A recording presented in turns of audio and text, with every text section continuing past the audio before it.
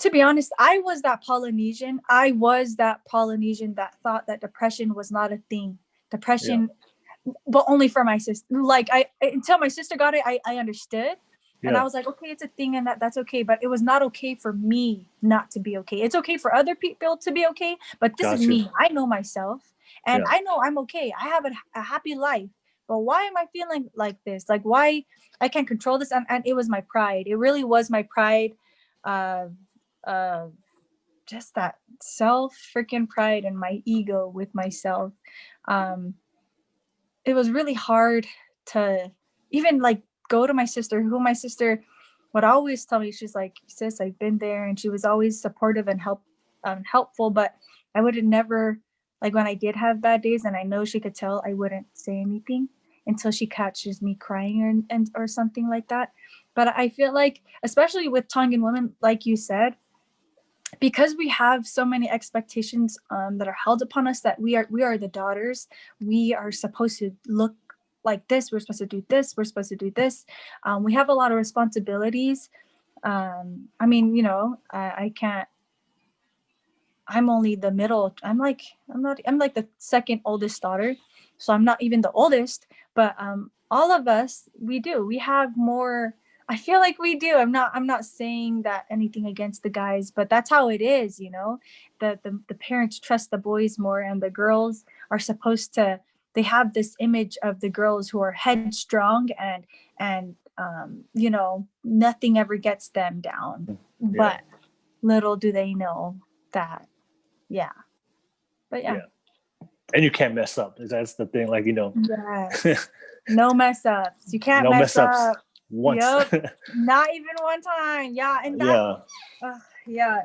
That's actually, that reminds me, like, so coming from home from Australia, Hmm. um, I decided, that's when I started to take care of myself mentally. Okay. Hmm. In the bad way. You know how we were talking about where we turn to other things like drugs and like alcohol and partying and stuff. That's Yeah. what I turned to. Okay. And it was crazy because me, the one who everyone sees as Nenny's so perfect, Nenny served a mission, she's the sweetest, and then Yeah. You're goody good. yeah, and then they see me and like I low key feel like I went out and did the things that I did, not only just for me, but to break out of that. Like I'm not perfect, and I'm not. Maybe it was a little bit of a pride thing, but I know most of it was because I was going through a lot of stuff, and I knew I wasn't supposed to be doing this. Like it goes against my my my family's rules and like the religiously, but I'm glad that I went through all of that, like all through last year. Literally all last year was a Oh, blur. dang. Yeah, Sounds like all last you were year, turning up dude. last year. Every day, dude. Every Turn weekend. up. I'm saying, like, it was so crazy. Like, and I mean, kind of sad. There was a lot of things that happened last year. Like, but I was happy because I was choosing to drink. I was choosing to do things for me, even Yeah. though it's not a good thing. That was the first thing that I finally decided to do for myself, not because I felt like I was so, like, I was living for everyone else. I had to do this, I had to go to like church, I had to uphold this pedestal that they put me on as an Expectation. RN. Yep. Yeah. Yeah. Yeah, but I'm like, no, like I don't like, and that really was draining, immensely draining. And so I mean, I turned to the wrong coping skills, which I went out and I partied and I learned a lot of things and went through a lot of things last year that really, yeah, I can't, even though last year was a blur and last year was a really tough year, and Mhm. it was definitely a learning experience. um for my mental health, it kind of,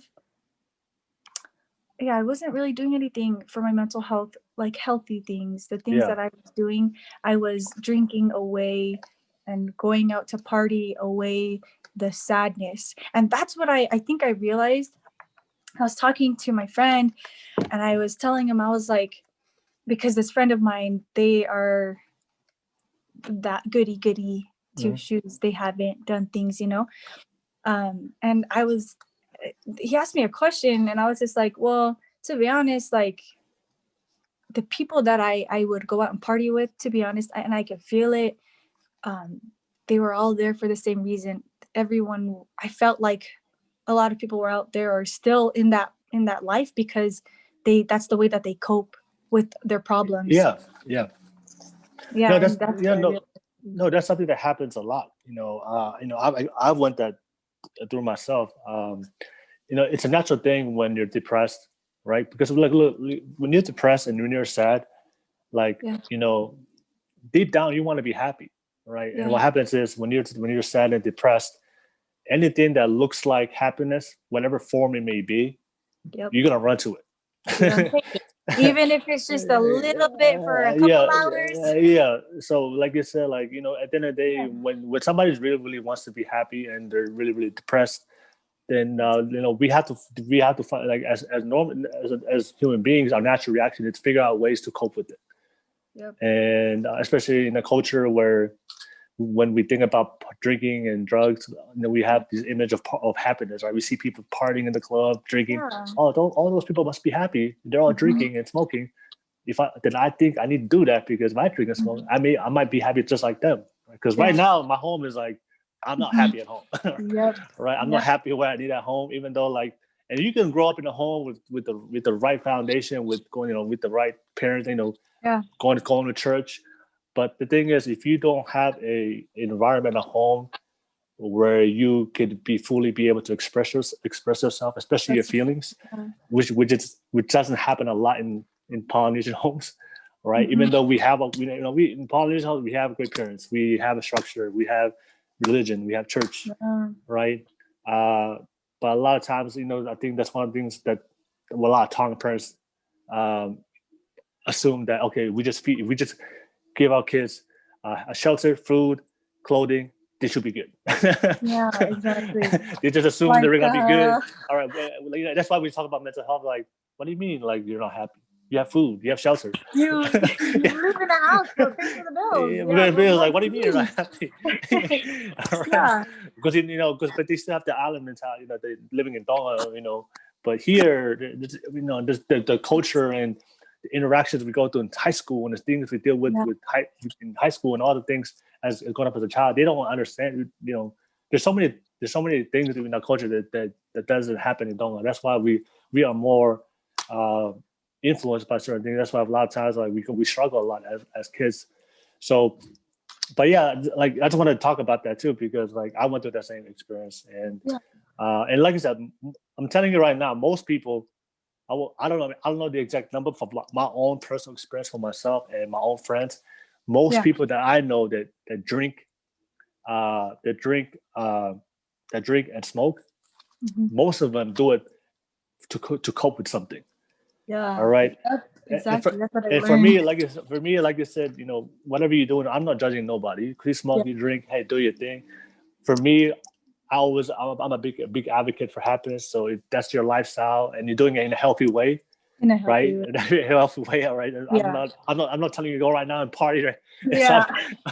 Hey, we'll talk on the podcast. Go out there and start popping bottles. Yeah. No. I'm not saying that. I'm not saying that. We have to do things in moderation and in a healthy way, right? Yeah. But I'm not here to judge nobody what their lifestyle is. But if you want to smoke and drink, because want to celebrate something with your family, with your friends, in a nice, healthy, fun way, go do that. Go, live your life and be fun and enjoy life. But if you're doing it because you're trying to hide your depression, you're trying to hide those things, those feelings that you're not addressing, which is killing you inside and making you worse. And also fun. I want to give there's a fun fact. A lot of people don't know this. They should know. Alcohol is a depressant. Yeah. All right. So you makes it worse. So if you're depressed and you drink alcohol, you're actually making it worse. Yeah. So that perception that if you drink, you're gonna be happier. Scientifically, that's false. Yeah, it is. No, you're so right. All right. And that, but also when you're depressed, when we drink, when you become more depressed, that's why you're more open to speak. Like when you get drunk, open up a lot more. You do, and start talking about their problems. I'm sad. Are you? I know. I hope you. Are you that drunk? Oh my god. No, I'm not happy drunk. I'll be crying sometimes though. I have friends that type of drunk. They start talking about it. I was like, dude, I just came here to have fun, bro. I'm not here to. I'm not your I just came to have a good time. I didn't need to come and listen about your problems. Let me savor this moment. But just a fun fact for everybody out there that didn't know. Alcohol is yes, that's important to know. Alcohol is a depressant, so it's gonna make it actually worse, and you're actually gonna feel worse about how you really feel. So if you're already feeling terrible, don't do it. It's gonna make you feel worse. Even though for a moment when you first start drinking, you may feel a little bit of the buzz, but once you really go into it and then you start feeling your feelings, it's gonna make it worse. But I saw that a lot, and I see that a lot not only with myself, with my friends. Also, being Mormon, I see that a lot of Mormon kids do that, and they hide away from their parents.